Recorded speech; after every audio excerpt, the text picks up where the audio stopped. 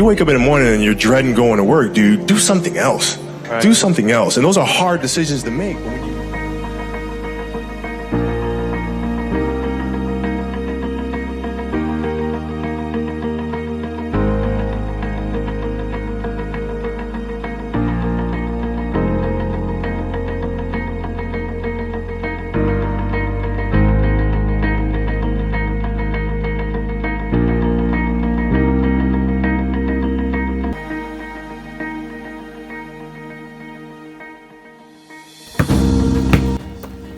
Practice winning every day. If no one thinks you can, then you have to. But we should keep moving and keep striving. In the end, we will realize that everything that we did is worth it.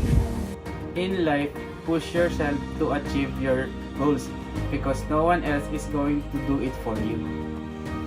Today is an opportunity to get better. I will not waste it. Never choose to be busy. Choose to be productive.